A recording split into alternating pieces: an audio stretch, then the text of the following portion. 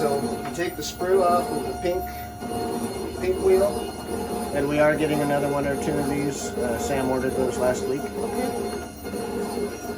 Once the sprue is off, you go try it in, check your margins, check your contacts. Once everything looks great, I bring it back. First thing you do, since it's been in their mouth, it's now contaminated with saliva, probably blood. Take your toothbrush, a little bit of soap, and you just clean the snot out of that crown. Clean the outside, clean the inside, clean the contacts, clean the buckle, the lingual. Just get that thing super, super clean. It's going to help you in your glazing process. You're going to have a clean surface to glaze. Rinse it off.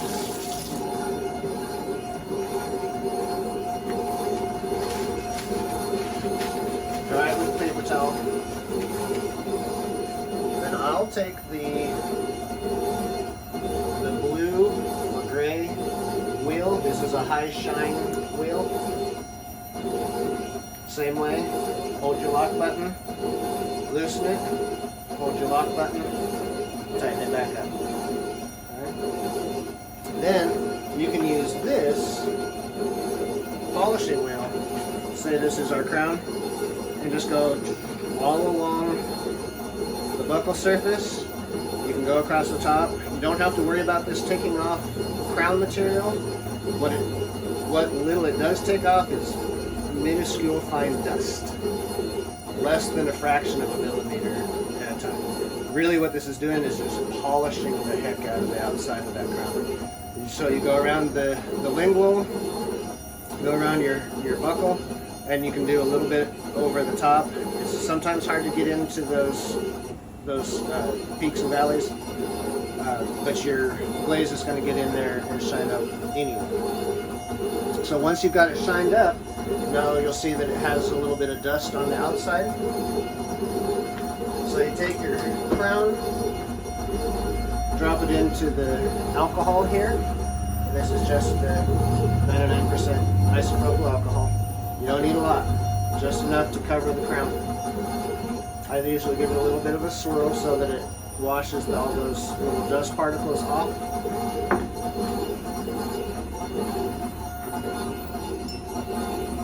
Take the crown out and dry it with a 2x2. That way you're not getting paper debris all over it. Yep, a clean, fresh 2x2. Dan, question. Isn't this what we're supposed to use for isopropyl? Or is that being used for something else? Because it has a cover, and isopropyl will evaporate. Yeah, I would switch. I would use this for the isopropyl, so it doesn't evaporate, right? And use that cup maybe for the burrs. If you leave isopropyl out tomorrow morning, that cup, will that be empty tomorrow morning? It takes about 3 days for a cup like this. Yeah, and if you put it in the other container, it just lasts longer. You need a cap on isopropyl. The other thing is that we use this also to clean the brushes. So when we go to put the glaze on, we have the glaze here. So when we use the glaze, we paint that on. When we're done painting the crown with the glaze, then we can rinse off our brush. And then do you toss the isopropyl at that point? No? Usually you can get through a day or two with that one little bit of isopropyl, which is why we've been putting it in the cup instead of just reusing it for like a week at a time. Since we're only using just that tiny little bit, but it is used for cleaning the brush. I know. You almost have to separate those two procedures. Have a different place of isopropyl for the brush, because you just can't afford to have anything mess with the glaze of the crown, on the crown itself. Okay. I.e., if that isopropyl got real dirty from the brush, it would stick to the crown, and your crown wouldn't be clean anymore. Okay. So we could use this one as the cleaner. Yeah, as the cleaner, and then just the little tiny bit The brush. for cleaning the crown. So you can, because whatever you whatever you clean off in there, it will settle down to the bottom. So which one do you think for the brush, Doctor? The cup or this? I think the brush or the one for the cleaning the crown is going to last longer, and the cup would be that good. one, yeah. The one with the brush is going to get dirty quickly, and it needs to switch out. You know, I you agree. need to switch this one, whatever that is. But the one with the crown, he's already done all this stuff to the crown, so the crown's Clean. really clean. But it Keep it needs covered the and alcohol. clean. It just gets the water off of it, and because the alcohol evaporates our water, Okay. you know, dries the water off of it, and you can't have water when you glaze. Okay. So the alcohol is doing that. Where it's doing a different thing for the brush. It's actually Cleaning it cleaning the off. glaze off and leaving it crap in the alcohol. Okay. So that's how I would do it. Put that through the sterilizer, maybe. Through the autoclave. That will clean. I don't think it needs to be sterilized. It just needs to be washed and cleaned. And what he's going to do is real important on both of those. You got to clean the bottom because the sediment goes to the bottom, and it has to be white. You won't be able to just run water and know that you got it real clean. You got to touch it. You got to rub it. I'll just do that on my Mondays. Just clean everything. Monday mornings, do this. Clean the Cerec, the filter, all of it. Change the water. We used to have a dental assistant would come in on Fridays and work a couple hours, and she would order and clean and straighten up the equipment and do the Cerec and do water lines and all of that. But we used to do it that way. Now nobody wants to really come in on Fridays, so I'll come in on Fridays because it's going to help me learn too. And I want hands-on. All right, so when it comes we out, do want to move things forward into the workday as much as we can, so that Friday there's not much to do. And some Fridays you just don't want to come in. Right. So that's why I think people, they like their 3-day weekend, you know. so when it comes out, it's got that little nub. Can I do it? Take it off? Yep, that's called the sprue. That's Yeah, I want to do the pink one first. they make really nice anterior crowns, those Empresses. They just have a higher breakage rate. Mm-hmm. But they're real pretty crowns. They look different than Emax crowns. They look nicer.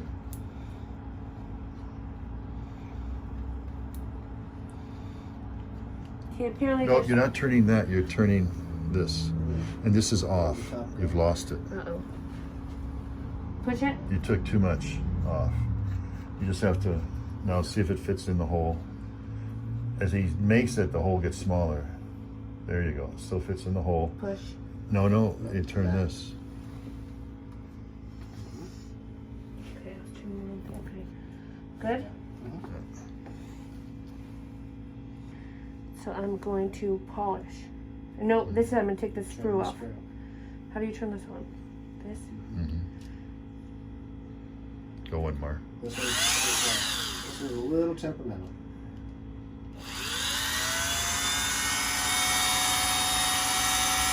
This will have more control.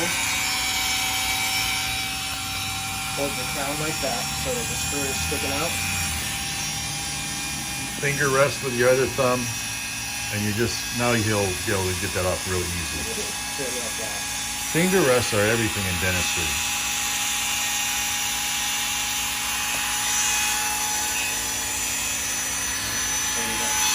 Hold it up here Okay. and use your thumb to push it.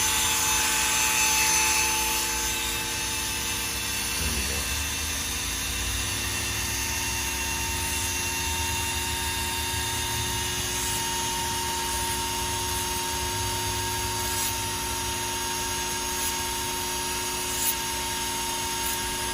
A little less pressure and then just come in and Just go over it.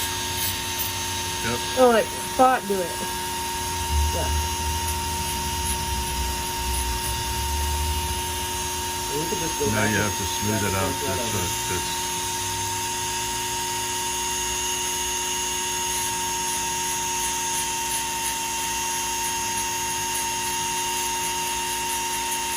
And you want to watch your angle because you don't want that stealth there. so you don't want to go too thin, you know. So when you come around, hold like that.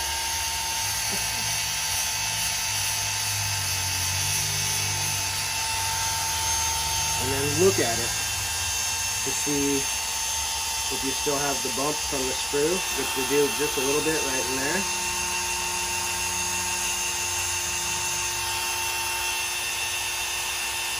Look it over. Okay. Now it looks real good, right? And that's the only spot you want to use that pink one on. Is where the